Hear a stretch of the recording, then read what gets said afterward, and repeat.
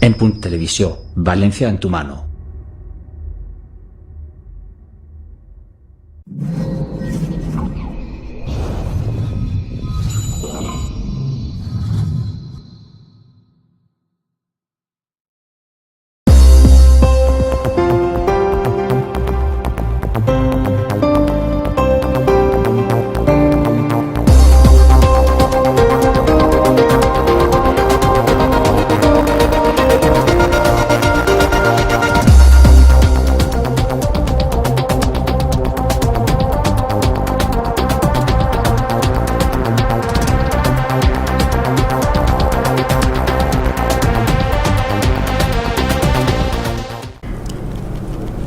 Bueno, yo desde pequeña escribo tonterías, pero escribía.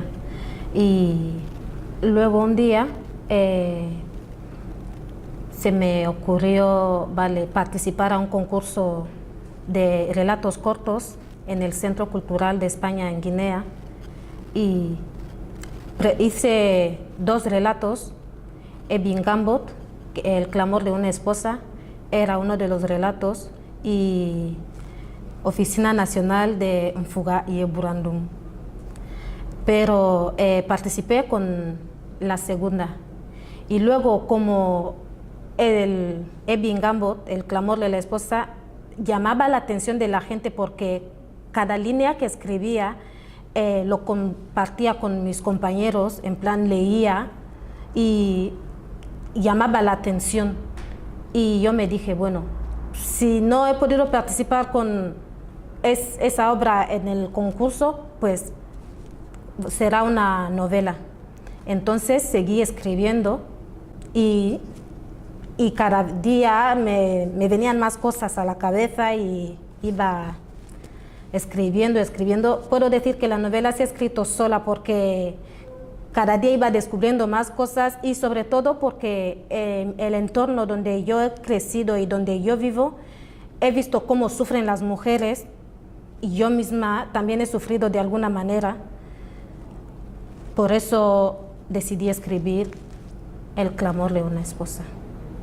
El clamor de una esposa es una radiografía de lo que es la sociedad de Guinea Ecuatorial, cómo sufren las mujeres, cómo son sometidas las mujeres de Guinea, sobre todo las de la etnia Fang. Para publicar, en realidad no ha sido fácil, sobre todo autopublicar. No ha sido fácil, y de hecho alguna gente me ha considerado tonta o loca porque decían, vas a gastarte el dinero en publicar un libro. Pero yo me dije, yo lo tengo que hacer. Es uno de los sueños más grandes de mi vida y lo voy a hacer. Y yo sé que le voy a gustar a la gente, porque hablar de Guinea Ecuatorial es un enigma, pero es importante porque todavía hay cosas que tratar en Guinea, hay cosas que arreglar, hay mucho que hablar, hay mucha tela que cortar. Entonces, a través de la novela, yo creo que es una manera de sacar a la luz el sufrimiento, sacar a la luz lo que padecen las mujeres y otra gente en la sociedad guineana. Hablar de igualdad en Guinea Ecuatorial es un tema que sí, que se habla y está ahí, pero como se suele decir, del dicho al hecho hay un gran trecho. En realidad hay un gran trecho entre lo que se vive y lo que es en realidad, porque las mujeres de Guinea seguimos teniendo hay mucho que trabajar en realidad. Seguimos teniendo mucho que estudiar, mucho que trabajar, mucho que hacer para que se hable de una verdadera igualdad social.